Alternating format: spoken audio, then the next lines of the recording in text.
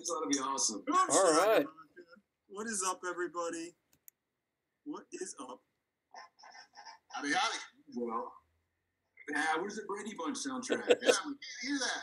You gotta turn that volume up. Turn it up, love. Let's see. Oh, it's not gonna work. I think everybody can do it on my channel. That is funny. And now none of us can run ads. Oh, look, I'm not. Get myself into it. All right. Well, Brady Bunch. I think everybody's channel's gonna get flagged now. Music violation. Breaking the rules. You just demonetized all of us. Sorry about that. Sorry about that. Whoops. Don't worry, guys. You only make $1,000 for 1 million views. It's not worth it. Yeah. So, live stream today. Welcome, everybody. What's up? What is going on? I don't know about your guys' chat, but everybody in my chat is super stoked about how Bitcoin is just soaring to the moon. Nobody's drunk in my chat. I was sitting upside down, and it was a great chart. I was happy. Oh my goodness! Why did it just drop off today? Chart upside down. It looks really good. That's a good way of viewing things. Yep. Been like this whole year's been amazing.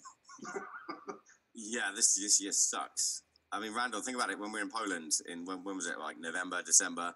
Fucking hell! It was just. I mean, I remember sitting in that meal and just going, "Fuck! I just made like 4 bitcoins." And like now, this year, I think I've lost close to 800 grand. And I don't know. You still manage to smile. Fine. There's nothing wrong with it at all. It's just like I can't lose anything if I don't sell. The amount of fucking shit I got for going to rehab, it's like, do you know how much money I've lost? Fucking serious? Alright. Oh dear. But you did get a sweet studio out of it. I did. Oh man, I've got the Beetle as well. It's in my chair, my sofa.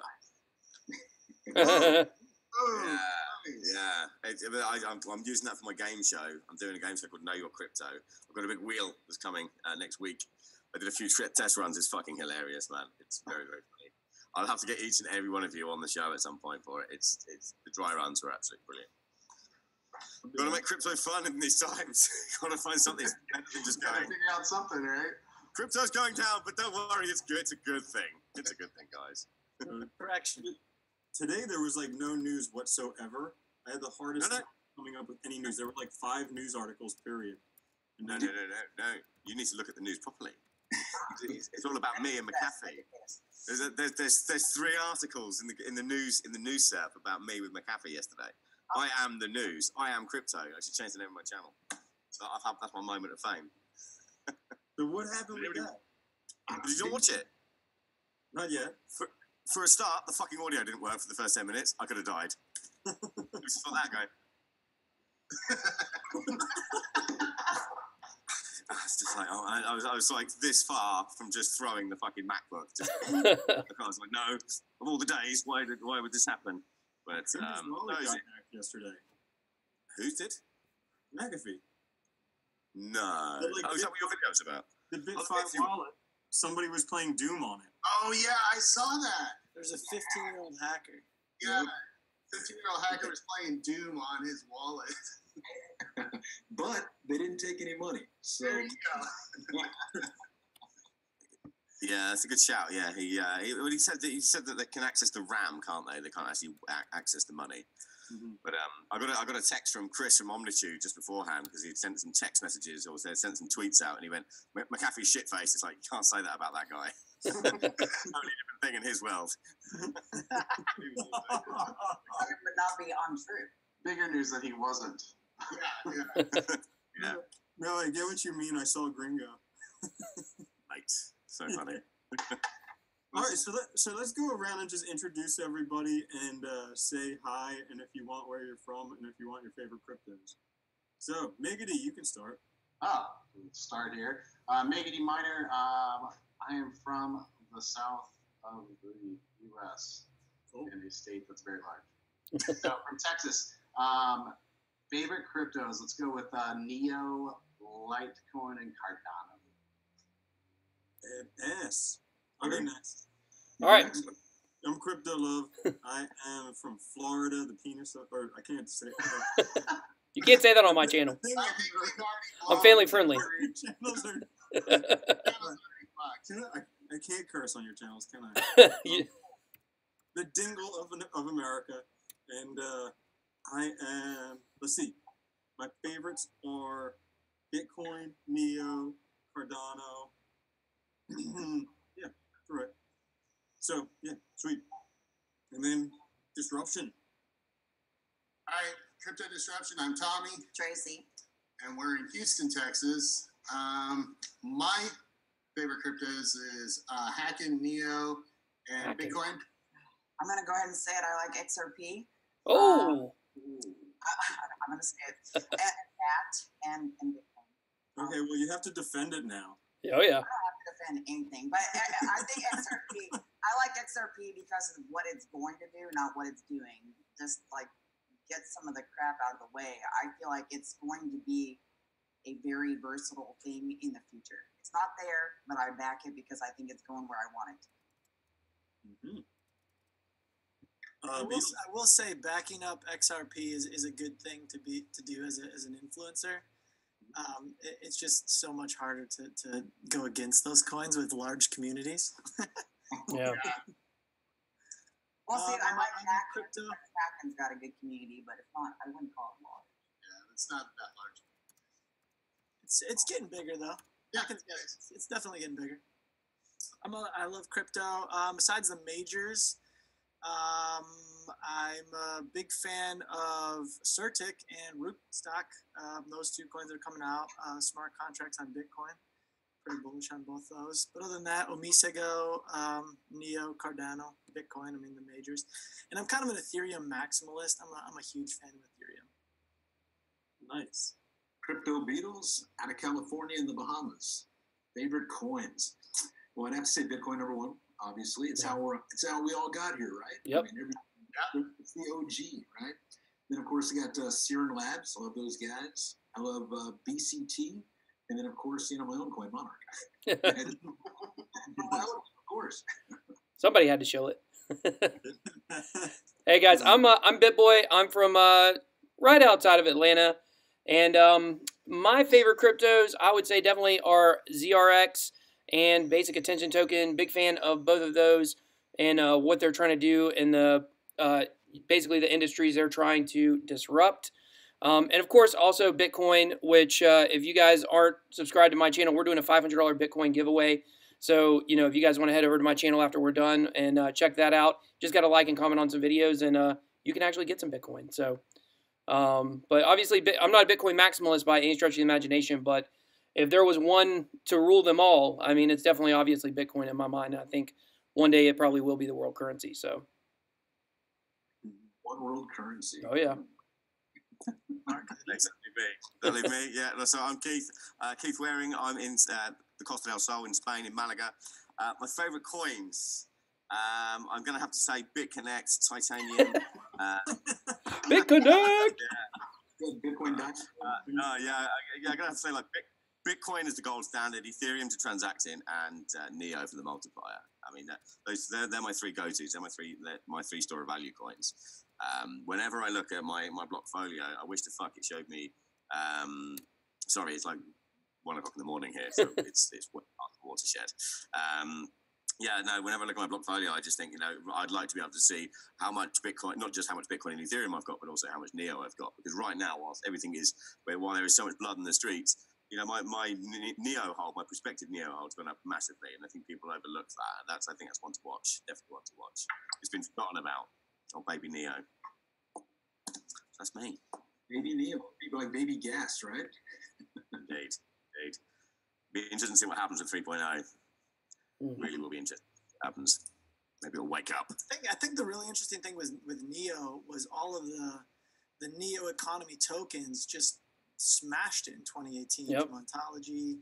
That was really fascinating, and how a lot of the ERC20 tokens did really well in 2017, but kind of shit the bed in 2018. Yeah, kind of. 2018 has been a shake-up year, though, so. It's a correction. Yeah, I don't know if you guys noticed, but on CoinMarketCap, they now have a NEO comparative. Like, you know, if you look at the graphs, they have the market cap, the US dollar comparative, the Bitcoin comparative. I just saw they added a NEO comparative. Interesting. Interesting. I did not see that. No, I haven't noticed that either, actually. Yeah, it might have been because I was looking at some NEO tokens. I was looking at, I forget which one, but I didn't check all of them, but I did see it there. Nice. So the big question on everyone's mind then is, what's going on with this market and when's it turning around? I thought discuss your shape. I think you know one thing I saw I talked about on one of my videos recently was, you know, it seems like everybody wants to push the price down right now. A lot of the TA people, which I'm not one of, you know, obviously believe that it's going down further. You know, I don't know what our little recent run that we did where the price went up did for that sentiment, but you know, most people I've talked to that are TA people do believe that we're going down much further. And when we had the ETF delay announcement, obviously it wasn't super bad news. Like, it's a delay. It's not that it's not going to get approved. I mean, everything we're hearing is that it probably is going to get approved. So one thing, a tweet that I saw that I thought made a lot of sense is that basically the people that are trying to manipulate the price and push it down are choosing those times when we do have news such as the ETF delay to push the price back down. So I thought that was really interesting. I think we still have not seen it go below 6 for more than 24 hours, you know, this year. So, you know, that does seem to definitely be a strong support line. But if we do break through that, I don't know really where it will go. So that's just something I saw. So. Yeah, I mean, between all the high-frequency trading bots, all the scare tactics in the news, the ETF getting postponed, you know, the big whales coming in and buying stuff up and selling stuff off quick. You know, I think right now is still a pretty good time to buy. And I think towards the end of the year, that's when we're all going to be looking like geniuses, right? Yeah. Like, I was buying it at 6,000. I was buying it at 7,000. Now it's, you know, a lot more. Yeah, we can't be wrong all year. I mean, that's the upshot. Sooner or later, we're going to get it right. Yeah. And we'll be like, I called that! Broken clock is right twice a day. Right? That's it. But I mean, if you just look at it year over year, I mean, look at where we're at now. Look at where we were at last year. Where do you think we're going to be next year? I think we're going to be higher next year than we are right now. It's the people that are looking at their, you know, their blockfolios or, you know, their portfolios and their apps, you know, every single day. They're the people that are freaking out. You know what I mean? If you're long term, it doesn't really matter. You just know long term, this is going to be a winner. At least in my viewpoint. Yeah, well, I mean, the majority of the big coins, I mean, they're still kind of ahead of where they were this time last year. But I did notice that NEO today is like $6-7, so like nearly 10% down on where it was this time last year. I think this time, well, 30% down on where it was this time last year. It was nearly $30 to the day this time last year. Obviously, what it hit like 21 today. So I mean, there's. I think now we must be at the base and we must be at the turning point. I don't think it can go any further. I mean, and like the reality is like you were saying there, Ben. Whenever there's a bit of bad news, people are just using that as an opportunity to dump and to just accumulate more because they know that people are going to panic. Yep. Short hands. Just look at how many people though. You say strong hands, but you know, think about it. There's a kid that I met in Amsterdam. Okay, this guy Cryptolizer. He made 10 million last year from 5,000, and he lost. He went down. He went up to 10 million from $5,000, and now he was down in April. He was down to 2 million. He's probably down to about 1 million now. He's not considered one of the whales that's playing the game right. So there's must be people that put in like 2015, 2014. These are the ones. These are the fuckers right now that are just playing with us. Playing with my emotions. Just stringing us along. Yeah, Jake, I'd be curious to know, because you're pretty skilled with TA. What do you think the effect of the futures has on overall Bitcoin? Because ever since the futures contract started being traded, the price of Bitcoin has pretty much come down since December. Do you think they actually have an impact, or is this just something? It was a combination of futures and then much more volume on leveraged trading. I mean, that's really what it came down to. And the volume dropped off significantly after it hit about 16,000. it went to 20 and volume started dropping off significantly. So, but that's where all of the amateur investors, amateur traders were buying. They were buying in at the top. And so, I mean, it's just smart money trading, and they'll do this over and over until it's no longer profitable. Right. I don't understand. Like the dump today was fairly predictable just because of the way that Coinbase Pro went down. When they cleared the order books, they cleared orders from like months that have been sitting there, like a $10 million like sell wall, $10 million buy wall. So they had plenty of liquidity on either side. But when they cleared the order books, well, what happens is Coinbase Pro is now the spot price for the whole index that some of these leveraged trading sites use. And you've got arbitrage bots, you've got, these high frequency like quant algorithms that kind of trade with this stuff.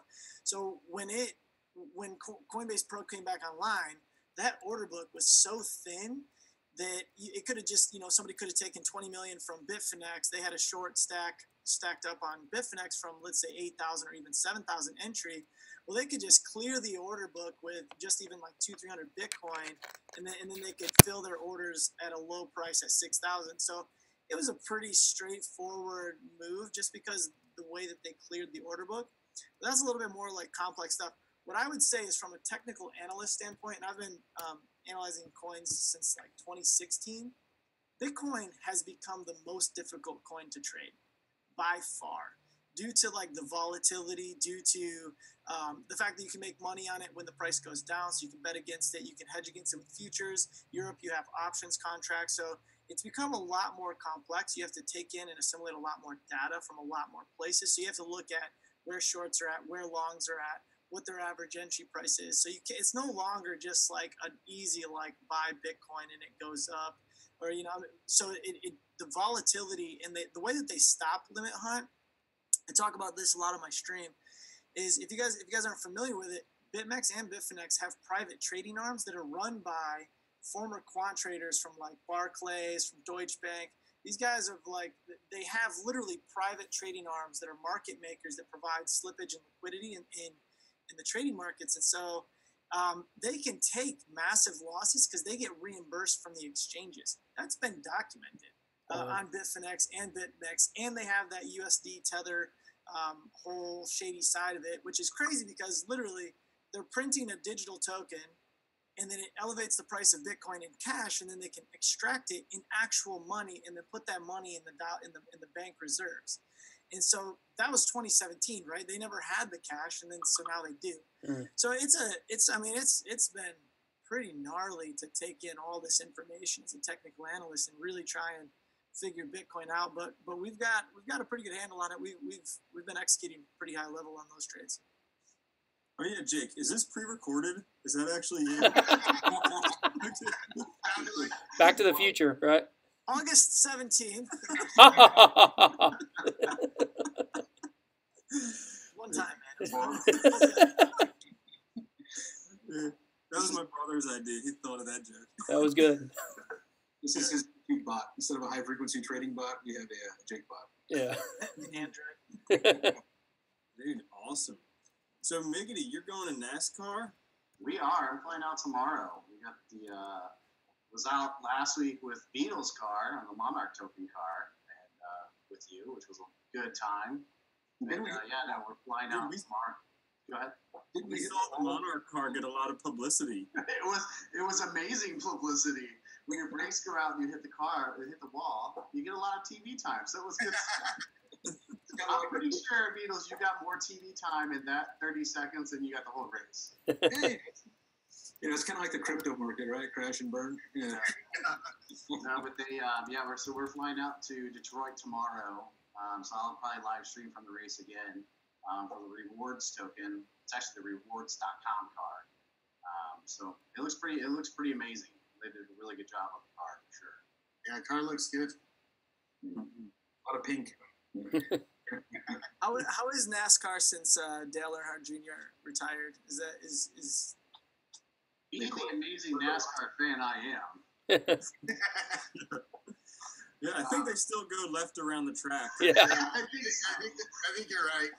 You know, what's funny is Love and I are walking out. We're like walking out through this like gateway at Pocono, right? And you're walking out with like the drivers and the crew and everybody. And there's people standing at the fence like waving, trying to get autographs. And I realized that to some other people, this is a really amazing experience. And it was cool just for a guy who's not a huge NASCAR fan, but you could see that there were some people kind of looking at us like, how do you schmucks get back there? They're like, that's Miggity Minor. That's Miggity Minor. Give me your autograph. That was free, buddy. Okay.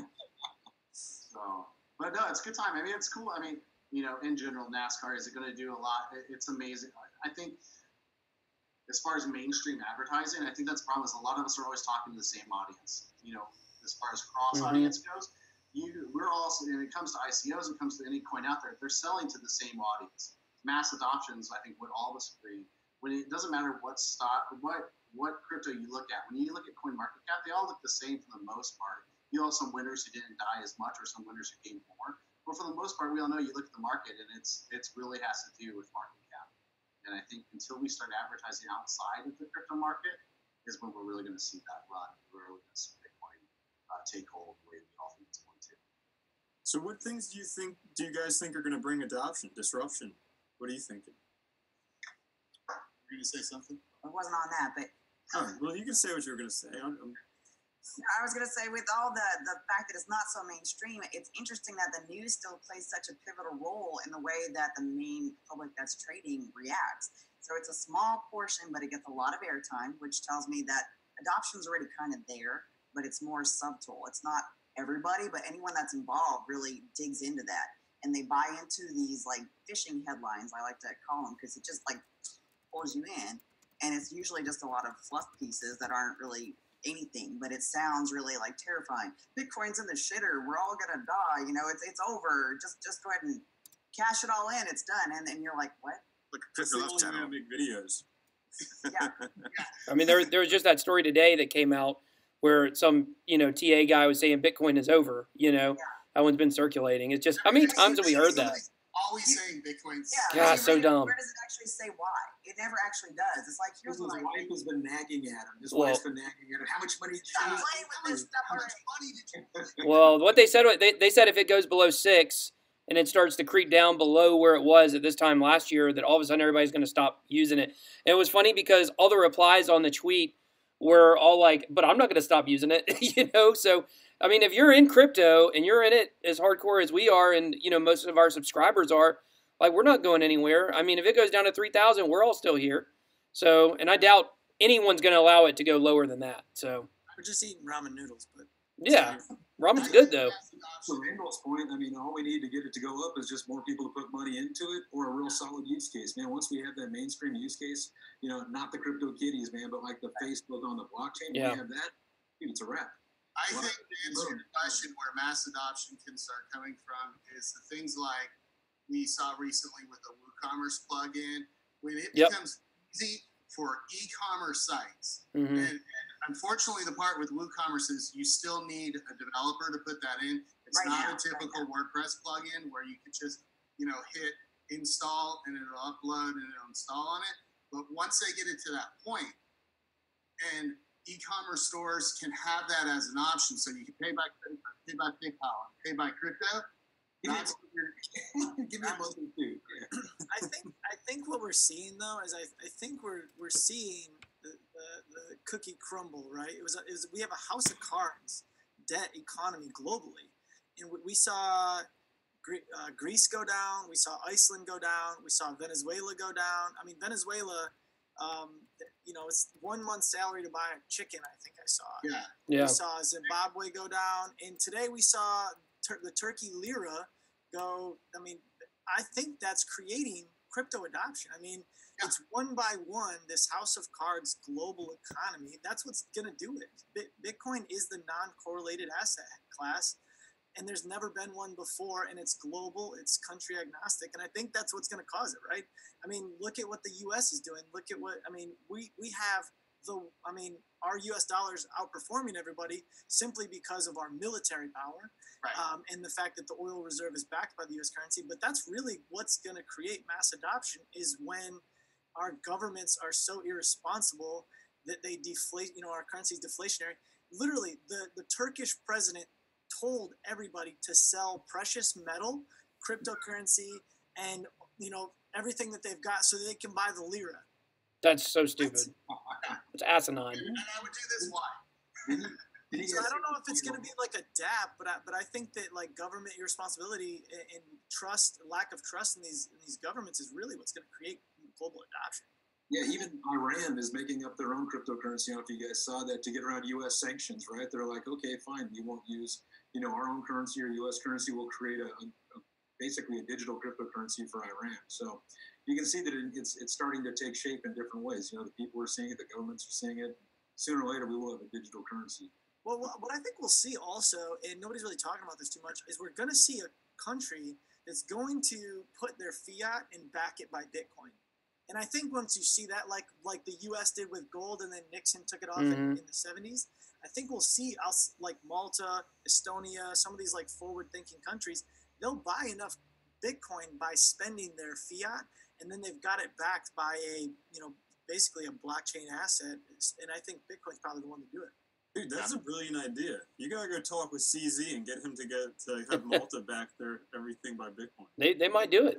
I'm hearing rumblings that Delaware is making some moves in the crypto front with laws and some stuff. There's some inside sources that Delaware is going to make some pretty big law changes. Now, on the subject of adoption, Adopting Bitcoin before governments.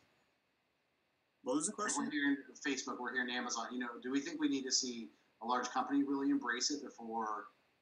Well, the large companies are going to embrace it probably before the governments, because the governments have no idea what cryptocurrency is. And the actual companies like Amazon and Microsoft and Facebook, they have blockchain sectors now where they have people that know what's going on with crypto.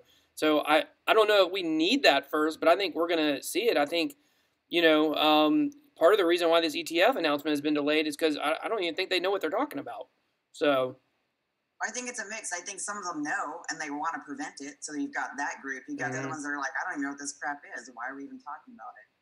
But well, in Overstock, I just saw an article today on Overstock where they're pretty much a blockchain company now. They're looking to sell the retail portion of their company, of their business. And they got a huge buy-in from Asia. It's like, so yeah. But what the biggest obstacle is though for adoption? Because I spoke at length with Derek Capo from Token Pay, Chris Momnitude, and John McAfee last night about it, and everyone was kind of ignoring the elephant in the room, and the real struggle with adoption is the whole fucking changing fiat to crypto and crypto fiat. And like Derek went on this monologue about how he's bought a bank and how he's going to partner with Charlie Lee and how he's going, and how that's going to be the way to do it. And I just kind of had this like moment where I just thought, well, hold on a minute. If the Holy Grail is to quickly and easily, without confusion, transfer fiat to crypto and vice versa, why not just remove the fiat from it? If you just start thinking outside the box for a second. If we want adoption, we've got to stop thinking in fiat terms. At the end of the day, it'd be great if Amazon said, okay, we're going to have Amazon Coin now. You can trade it at Binance, and you can use Amazon Coin to buy anything. If you buy something with Bitcoin on Amazon, we'll automatically change it for Amazon Coin. That kind of thing. That's never going to happen. The reality is, it's never going to happen, because they don't need that to happen, because he's Jeff Bezos is the richest bloke in the fucking world. He doesn't need that shit to happen. Zuckerberg, he doesn't need that shit to happen. Although, do you know his sister's having an ICO? Yeah. Zuckerberg? His sister, yeah. Wow. It's, Participating in it. Pledge coin or some shit. Oh, well, but that's gonna be successful. the reality is once we get past that thinking about changing it into fiat, that's when we'll realise that we've actually already got adoption. We've already got it there, and we'll soon. Everyone is going to turn. All of a sudden, I kind of got this eureka moment when I was talking to these guys last night. I was like, hold on a minute. No wonder the exchanges right now are being told. Everyone's saying how evil they are, because they are essentially right now. They are the ones that are stopping. They're stopping adoption, 100%. CZ and fucking HitBTC, Craptopia, all of those. They're the ones that are stopping it. They're stopping it with their bot trading and demand, like KuCoin. Do you know you can't list on KuCoin unless you have a market maker? So when something goes on KuCoin, people go, yeah, man, it's on KuCoin, and it's all fake. It's all fake volume. It's all shit. we're not going to get adoption until people stop playing these stupid games. And, why is it we have to pay so much money to list on an exchange? Why is there not an exchange that just says, hey, like IDEX, where you can just list any crypto, or Ether Delta, you can list any ERC20. Why aren't they like that? And they just charge for every single transaction. The reality is that these exchanges don't believe in adoption. They're just in it for the grab, straight up. And on the fake volume, Hacken just put out some stuff that was proving some of the exchanges were pumping fake volume. Yeah, that's the market makers. I mean, that's what I was talking about earlier. They'll create like buy and sells to create inflationary volume to draw interest. Yeah, for sure. Yeah, there's a company here down the road from me in Malaga, GSR.io, and they were the market makers for Ripple. For XRP. And that, you got to think. Hold on, why do they need one? Right. These guys work in shadows. But check it out, GSR.io. Check out the site. It will surprise you. Well, look at that once the people, want it, right? Because the way things work is the people all embrace something or want something. The businesses start delivering something, and the governments try to figure out how to control and make money off of it. So, I think we're starting to see that process now. We're starting to all chat about this, saying, "Hey, screw fiat, let's go crypto." And once you get enough businesses embracing it, then the government's going to have to do it too. And I think there's definitely another side of this also, which is, everybody who's in crypto, who's invested in it, what's the buzzword everybody's got to do? You want to hodl your coins, because the price is going to go up. Well, if everybody's hodling, then nobody's spending even where you can spend it. So I think that's why what I'm really trying to, push to my channel and my audience is, hey, if you want to have some investments, have investments. But then also, if there are places you can spend your crypto, then if you want to put fresh fiat into your accounts just to be able to spend it, retail sites that take Request Network, that have the Request Network plugin, Rectify and things like that, then that's going to help us also. And there hasn't been really a great solution for that yet. I know a lot of people use BitPay, but BitPay has some issues as well. And obviously, LightPay was a big fail. So I think we also need some more avenues to be able to spend, the currency. So we're fighting on a lot of different fronts right here. So, I mean, and really, here's the truth of it, guys. The truth is, if adoption and mainstream hit tomorrow, none of these cryptos are ready. So, with the networks and things like that and the issues. So, really, it probably is going to be better to kind of scale it in at a slower rate than at a faster rate, because we saw what happened in December with the Bitcoin network and things like that. Well, 99% of tokens out there and cryptos right now, they have no utility. The only thing that crypto is good for is trading. Yep. No one's using it. It's a novelty to say, "Hey, I sold my car for Bitcoin." Or I beg to differ. People are using Verge to buy. Who the hell pays for the subscription? I didn't go on the site after I fell foul to a Bluetooth speaker incident. Well, you can use Tron and Litecoin there now too. Yeah, that's true. You can use Tron. Who saw the news about the Tron and the toilets thing? Yeah, I did see that. That was hilarious. That was so perfect. Decentralized porta potties, man. Mushroom. Unbelievable. Have you guys ever read the book? I love this guy, man. He's partnering with everybody. He's always doing stuff, man. Tron's always in the news. They're always forward thinking and just pushing forward, man. You got to give the guy. Mushroom. What a name. I mean, it gives a new meaning to the phrase mosh pit, doesn't it? It just makes it not sound very fun. It could be fun, right? Imagine that bathroom, right? Mushroom. Well, I think it's what we see with a lot of projects. Tron's a perfect example of whether you love it or hate it, you're on one side or the other, right? When it comes to Tron. But the one thing I think everybody has said this and people talk about this, is the marketing behind the product is amazing. Like, they are always making announcements. They are forward thinking when it talks about marketing, even in a bear market that we're in right now. All these projects out there, I think a lot of people are sitting back waiting for the market to come back before they start spending those advertising dollars and really missing out. So once it comes back, everybody's going to be doing the same thing. And I think we need to see that. Back to what I was talking about, the advertising. That's what's cool about the NASCAR. So they're advertising to an audience. There's probably less than 1% of the people inside that stadium that know what Bitcoin is, right? But we're still out there talking about Bitcoin. And we're still out there talking about crypto. And I think as we're moving, like back to the Tron case, is that they've done a good job marketing. I think that's what's really lacking in a lot of development sides, where you've got a team of developers and a lot of guys who are locked themselves in a room and have the greatest next idea. The problem is nobody knows about it. Yeah, that's what kills me, because I work in the inbound marketing field, and I look throughout crypto and I'm like, you guys, yeah, you could tell most of these companies are run by engineers because the product's really smart, but they don't know how to communicate how they're solving a problem, a real world problem. You go to their site and they're all the sites look the same. They got these little doohickeys that swing around in the background, but they don't clearly explain to somebody that's not in crypto.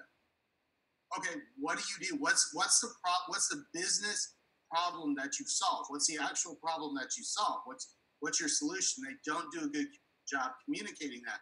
As a marketer, it kills me. I look at these sites and I'm just like, oh my God, you could do so much more with this, and you could be communicating. You could be doing drip campaigns. You could be doing all sorts of things to communicate and get your message out, but you don't. And it's just where we're at right now. It's all cliche and buzzwords. That's what it is. And you're right. What's the top 5 keywords? And we're going to make all those on the site, but we don't really say what it does or the problem that it solves. Anybody can go out there and buy a $5,000 website. It's easy to do. Or less. Yeah. Some of these are just like rinse and repeat templates. Yeah. You can tell. It's just the same thing. Yep. You got the same squiggly lines. They go to yours. You got the same squiggly lines in the background. It's only cool so many times. I mean, honestly. Cool your background moves. Yeah, there was even that Yale article that came out yesterday where they showed that basically just attention on social media and things like that and Google can influence prices in cryptocurrency. They're completely separated from all other markets. The more in the limelight it is, the more people talking about it, the more traction it gets. It's the same with anything, though. I think that right now people probably want. I mean, I don't know about you, but I think a lot of people want crypto to go almost underground again, so that it can re-emerge better and stronger, ready for another attempt at mainstream. I think that's what a lot of people are gunning for, because there is a lot of shit. I mean, just think of some of the shit coins. Just look at them. Look at some of the names. Do you ever look through the names of the recently added list on CoinMarketCap and just go, oh, there's one the other day that was up like 200% called Tata2. Serious. I saw that. I think that another thing is people are kind of losing sight of like the broader vision. Like I was gonna ask you guys, have you guys read The Internet of Money by Andreas Antonopoulos? He has 2 versions, Volume 1 and Volume 2, and in there he talks about like decentralization, true decentralization, where you can create a car that, based on the blockchain, based on permissionless structure, it becomes its own corporation. Like, let's say a driverless car that goes and picks up people, returns back to a charging station. That's its own entity. It can make money without anybody owning it. I mean, the same thing with the porta potty situation, right? I mean, we make fun of it, but that bathroom is its own corporation now. It's a decentralized bathroom that you can pay a credit card and you can get access to the concert or whatever, that nobody owns it, nobody touches it. It's automatically payment. It has its own bank account. But the other thing that we really lose sight of is privacy. I mean, the whole point of this is, I mean, we have encrypted money that, especially with like Monero, when you're using like Z transactions, stuff like that. But the government is so encroaching on our bank accounts and everything we do. But like, fuck regulation. I don't really need to see like global adoption, because the big thing for me was privacy, being able to transact with whoever I wanted to with nobody knowing what I'm doing. And I think that like I don't really need to see mass adoption, just because the whole point of it was a decentralized society. And I think, I mean, that's one of the things that I like to see is I'm not really like so concerned with mass adoption. It's just making sure that we continue to focus on what the hell that we're using it for, what the hell it was created for. That's the perfect attitude. That's the perfect attitude. But like I was saying, we don't need fear. We just need the other person at the end of the transaction to say, hey, I'm willing to accept this cryptocurrency. I see the value in that. I'm happy to take that. And I just sold my Range Rover to my friend for 1.2 Bitcoins. You know, if I'd suggested that 2 years ago, when I bought the car, I'm going to sell this for some lines of code one day. You would have thought that was mental, but the reality is I was quite happy to do that. And what was the benefit to me? The benefit to me is I don't have to pay corporation tax for keeping that money in the bank when it ticks over to the next fiscal year. There's so much benefit there. But that's why I'm saying I think almost crypto going back underground again. To kind of how it was in the Silk Road days, I think that's what people want, because they're realizing that the bigger it gets, like the more obstacles there are. So, talk about tax right now. Okay, I've recently been involved talking to a project who are looking at tracking the ins and outs of crypto, so the crypto can't be stolen. Now, they've got this method of almost like, you try and steal money from a bank, and you see those movies where they open the bag and it gets covered in like a blue dye. They're trying to taint crypto. And they're like, yeah, they can taint this crypto, and then they can use it to track where this crypto is going, so they can monitor the ins and the outs. It's like, hey, that's fucking great. But who's going to want that? Well, Chainalysis already does that. There's a company called Chainalysis, which the IRS and the government use. Anytime you've seen KYC AML on any exchange in the world, once fiat enters and that Bitcoin gets transacted to a name, they can track it to anywhere and everywhere. After that point, the only way to really do it is just by mining new coins. That's the only way that the government really can't figure out who owns that coin unless you trade it. What's that? Monero. Monero, baby. Yeah, that's true. But can you put the genie back in the bottle? I mean, can you really stick it back in there? Yeah, ring signatures. Yeah, it's tough to find out who's holding what after it breaks the key apart in 6 different places. I mean, crypto itself. Can we actually shove that thing back in? No, it's out, baby. It's out. He'd asked a lot of. He's been blowing the chat up asking about Tether. Randall, you want to talk about Tether? Volatility. Yeah, so basically, they try and stay at $1, and sometimes it's like 98 cents, and sometimes 99 cents, and sometimes $1.01. Thanks. That was talking about the volatility, like when they print a crap ton of Tether, how Bitcoin rises astronomical in price, and they say that last year the price of Bitcoin could have gone up as much as 60% due to Tether alone. Mm-hmm. Yeah, I don't trust it because they haven't been audited, and they say they haven't been audited because no law firm will audit them. All they have is a snapshot that at one moment in time they had enough money that they say they do. And if you look at how much they printed last year, it's kind of I mean, obviously Jeff Bezos could cover that, no problem. But it's still, I'm not exactly sure. I don't trust it. I mean, Bitfinex is such a sketchy company, and everything that's been involved with it has been, and I'm not going to name any names, but I mean, we know someone who's basically been associated with a lot of sketchy projects that was, associated with the startings of Bitfinex. And so I do when they had just go ahead and name their name. Well, I mean, Brock Pierce, obviously was involved in all of that. So I try not to throw anybody under the bus, but worth like $75 billion. You think he's watching our YouTube channel? I know you're right. You're right. Well, he follows me on Twitter, so But the thing is I think now, since they did have that, it wasn't technically an audit, but like you said, they had the law firm came in, because I thought before they gave that snapshot that showed that they did have the money in the bank, I didn't think there was any way they actually had it. So I really like the way I think that Jake said it about how they were able last year to get the money to get it to match 1-to-1. But I don't feel like now it's the whole market is balanced on what happens with Tether, because I think if Tether had came out and they didn't have what they said they would have, I think the market would have shot way, way, way down. But overall, I tell my people to use something else. If you're going to use a stable coin, use TrueUSD, which I'm also not a huge fan of. But I think when Circle comes out with their stable coin, and there's a lot of other stable coin options other than just Tether to use. So I think the more that the market is diversified with stable coins, the better off everybody's going to be, because let's say one of them does turn out to be a scam and it totally falls apart. Well, all the eggs are not in that basket. So I'm hoping that over the next year or two, we're going to see that, and Tether isn't going to really be an important topic of conversation.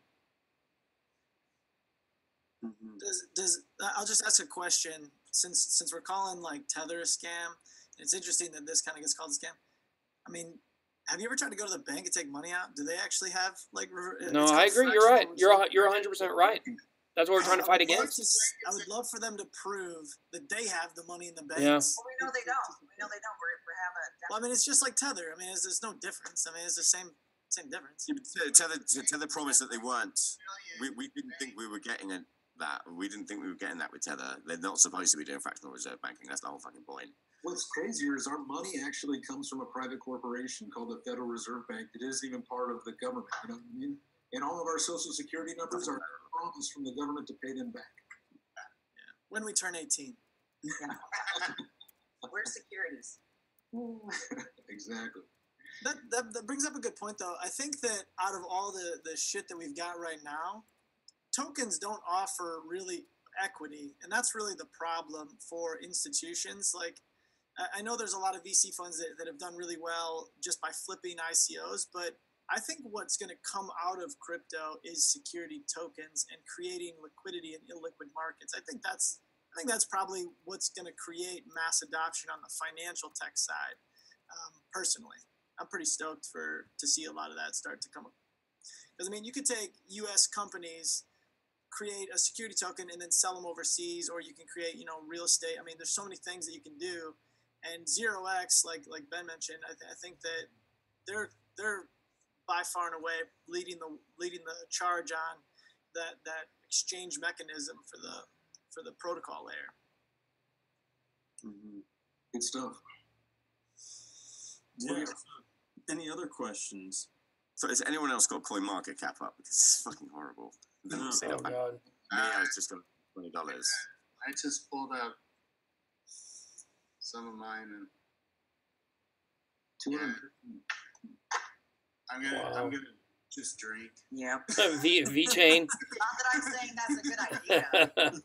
No, I'm gonna Hey, it's Friday. Let's go. Yeah, V chain down almost 20%. That's crazy. There's still some really good trades in the market right now.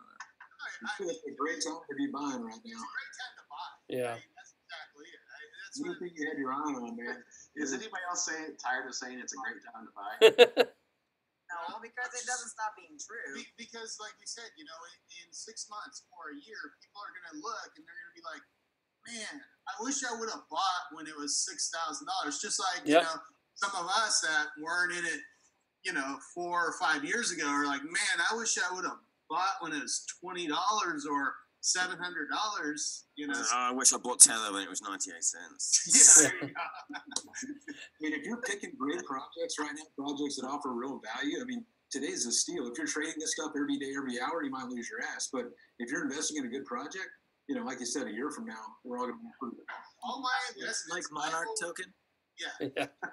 I like to hold all my investments 3 to 5 years. So, I'm not swing trading or day trading. I know some people can do really good at that. It's just like we said when we were talking last time, Crypto Love. I got 4 kids and a job, and so I don't have the energy to do that. But I do have the energy to find a project that I think is a really good, solid project, and that over the course of a few years could be successful, and invest in that. And when the market dumps red and people are selling, I'll gladly buy if I think it's a worthwhile project. Yeah. It seems like when the market's going up, everybody just wants to know what's the next moon coin. And when the market's going down, everybody just says, "Oh, this was such a terrible idea. I knew it was worthless. It's going to zero, blah, blah, blah." Yeah, and I think it's so crazy. Like we've gotten what we asked for, like for people that got in around, Christmas time or before, everybody got totally wrecked. And everybody was saying, "Oh man, I wish I just could have got in before those prices, before everything started going up." And it's like hearing everybody's like looking the gift horse in the mouth. You know what I mean? Like if you got extra money, buy. If you don't, sell something, sell a car or something. Not financial advice, of course, but I've got a lot of big changes coming in my personal life with some stuff that I'm doing. And that's all I'm thinking about is how can I get some more, cash to put in, because I mean, we can't ask for better right now. I mean, it might drop more, but even if it drops more from here, like these are still at incredible prices. And I'm with I think what Keith said earlier. For me, it's how much further really can we fall? I mean, we've got VeChain down like 100%. So hopefully we won't see too far more of a fall. So I think for people that are asking me about getting into crypto, like people in real life, not on my channel, I'm telling them it's a good time to get in right now, because I think we are at least somewhere near a bottom. Well, I think we hear the story, the famous story, the 10,000 Bitcoin for a pizza, right? Yep. Yeah. Last pizza. Hear people talk. Oh, I wish I got into Bitcoin at this point. I wish I got into Bitcoin at this point. Well, they look at it. They're not thinking. You're talking 3 years ago, and so when you look back, you're making these wish tos when you're sitting here today going, "Man, I bought 5 days ago and it's down." Yep. You totally not have the right perspective as far as long term goes, because I think people are, unfortunately, in the crypto market, they really are. I mean, those of you who knows, I do a lot of bot trading, and it's funny. People will question me. It's like, man, I've been in this position for 3 hours, and it hasn't gone up yet. And it's that perspective of they want the instant gains right away without realizing that you actually need to research a project and invest in something that truly has a long term future. And make wise investments. It's not going to, the god awful stories about people putting their rent into crypto, hoping to turn it off, get it back out a month later. Those are the people you want to hear. They don't necessarily see it as a long-term investment. They lose that perspective. They like to think about it when they think back. Oh, I wish I could have bought it $10 of Bitcoin. They're not willing to put the time and wait to where it's, we're all Bitcoin's sitting at 200,000, and we're all going, man, I wish I could have bought it at 6,000. Well, how do you think the people felt that bought in at $20 and then it dumped to $2? They were crying. Yeah. At the same point, it's like, but nowadays, if you would have bought in at $20. Yeah, but it's a now society. Like, you got your phone here, you're checking your market, you're refreshing, and you're like, oh my gosh, you guys said this was going to go. It's been 10 minutes. Yeah, that's a huge thing, isn't it? The Lambros, they just think, I can buy it now and it's gonna go up massively. But that's going to be harming. I mean, December's going to be harming adoption as well, don't you think? There's those people that went in hard, especially the Wall Street guys that went, I'm going to spend my blow budget this month. So like 40 grand, like 4 Bitcoins or 3 Bitcoins, and they've gone, yeah, brilliant. And then all of a sudden, that's worth jack shit. That's going to be hurting. That's going to be hurting a lot of people. And like the old phrase, if you have a good experience, you hardly tell anyone. But if you have a bad experience, you tend to tell the world. Yep. That's one of the biggest problems right now. We've got these echoes. I think these lot of echoes. Yeah, don't know about Bitcoin. Remember it's 20 grand, and I think until that stigma's gone. But then again, ultimately none of us know what we're talking about. So who knows? We've seen different markets. I'll dust down the crypto book. Guys, just a heads up. I'm going to have to take off in like 9 minutes just because I have a cacao ceremony and ecstatic dance to go to tonight. Awesome. Where are we going? I don't think he's joking. Yeah, but Beatles, didn't you want to share something? I do, man. I do. I told you that next time I was on your channel that I'd make a little announcement, but since everybody's here, might as well just take the floor and do it now. But you guys all know that I'm the co-founder of Monarch, right? So crypto is very confusing. We're trying to make it easy. Basically, for people that don't understand, there's a wallet that's available now. You guys can go download. It holds like 1,600 different cryptocurrencies. We're going to have merchant plugins and be able to plug into your bank, be able to do fiat to crypto, all that kind of cool stuff. But we've been growing, this thing a lot with lots of partnerships, and we've just been really humbled. And it's just such a huge honor, man. We just brought Eric Lee, the co-founder of LinkedIn, onto our team. So the co-founder of LinkedIn just joined Monarch. Wow. So we're super honored. Yeah. Dude, that's huge. Well done, man. Well done. That's awesome. Yeah, I mean, it's so humbling, man. LinkedIn, man. Eric is such a stud. And that's just like we had lunch the other day. That's like the first part. I mean, there's so much more to come from this, but we'll talk about that later. But I just wanted to say, wow, big thanks to Eric, man, and all the cool stuff that he's done and doing, and what an honor for Monarch, man. So there it is. That's awesome. That's cool. That's awesome. That was awesome. Congratulations. Awesome. Beatles, whilst I've got you, actually, can I get you on for an interview to talk about Monarch one day? One day next week tomorrow. Some people were asking about it the other day. I'm actually on your site, by the way. That's what I've been looking at throughout the whole stream. I like that. I like the brown. Nice. Hello. Yeah, say when, man. I got a bunch of interviews going on this week and some speaking engagements next week and partnership stuff, but I will definitely make time for you, man. Well, I've got other wallets. Wouldn't mind having maybe like 2-3 different wallets on at the same time, having a bit of a mass debate. It's all good fun. Yeah, actually, I think it's the only wallet that's out there right now that you guys can actually add your market cap, have your keys, your seed, your portfolio tracker, news tracker, every single ERC20, your Bitcoin, your Monarch.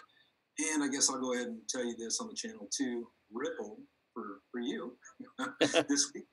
This weekend we're actually adding Ripple to it. So oh wow, dude, awesome! That's like the only wallet that does Bitcoin, ERC20 tokens, and Ripple. Yeah. that I'm aware of. It's decentralized. It's 100% decentralized. So there you go. Hell yeah! Congrats, man.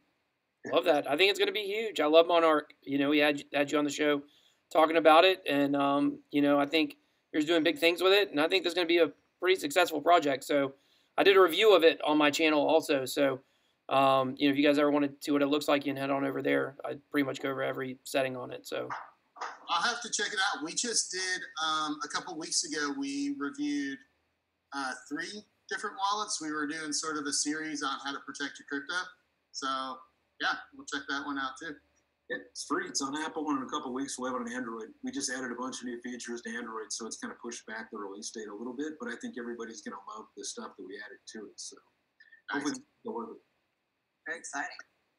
Hey, while we're all shilling, we do a video of the week where we give $50 worth of Ethereum away. So subscribe and put your ETH wallet in there. We make it real easy. In the title, it says "Video of the Week."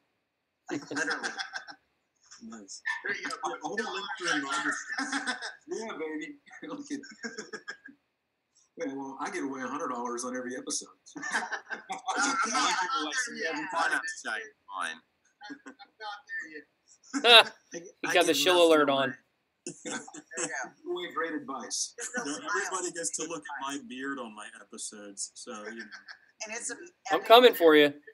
That is one sexy beard, man. It's even got a handle. Look at like some of the first ones, and there's no okay. beard. See, but I'm gonna be real. When I was looking at your stuff and I went back, I was like, "Oh my god, who is that? What is that?" Never do that. I can keep that beard on that face. Okay. Well, thank you.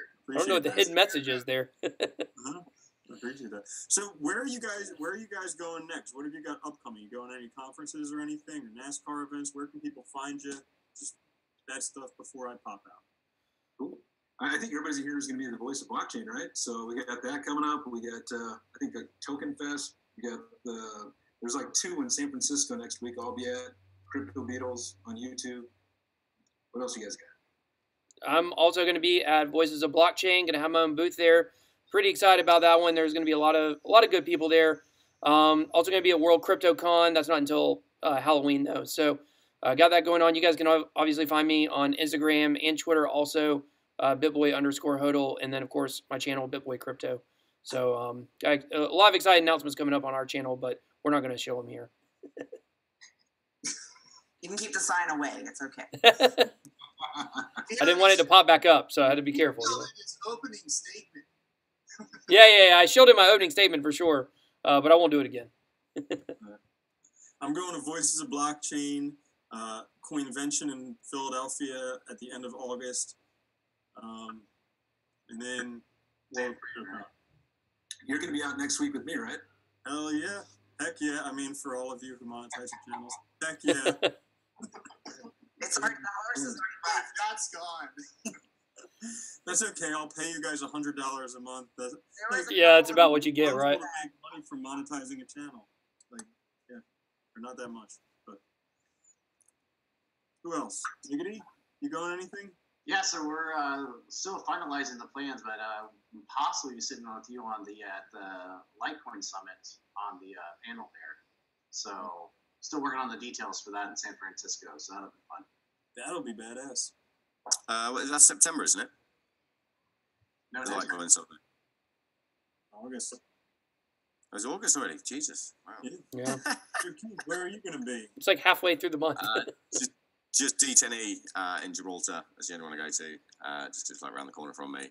On this, it's fucking awesome. Went last year. It's on the Sunbourne Casino Yacht Hotel. It's really, really awesome.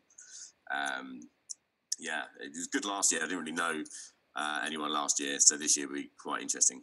So yeah, but there's so many startups now in Gibraltar, so it's quite an interesting thing.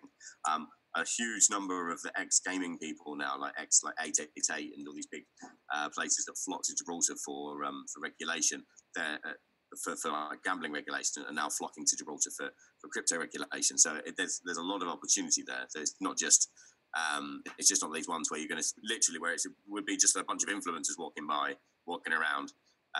It's actually pretty interesting.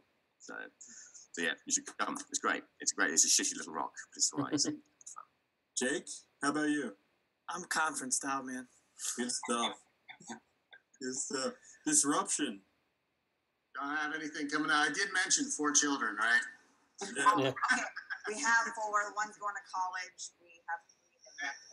So If it's in Texas, then it'll be, that's a lot easier. Yeah, just nothing on the schedule right now. But feel free to, if you want to bring us, we'll take it. Yeah. Awesome. Gotta say big thanks to BitBoy for that thumbnail, the Brady Bunch thumbnail. That was Appreciate that, guys. well done. Anybody else need to say anything? I'm just going to say thanks, Randall, for organising this, man. Yeah, this was fun. Yeah. We're gonna have to do this again. It was nice meeting those that we haven't. This is awesome. Yeah, this is awesome. We should all do it again for sure. Yeah, and we can get Crow to come on, Yep. and we can get Got 2 open spots. all People, these come other on. people. Mm. Yeah, definitely. All right, well, let's do it again. People are asking for it again, guys. Thank you so Awesome. much for joining us. Happy Friday to everybody. Happy Friday. God bless. It's actually Saturday where I am. Okay, happy Saturday. Right. Happy Saturday. All right. So, See you take it guys. easy. Peace. Take care, guys.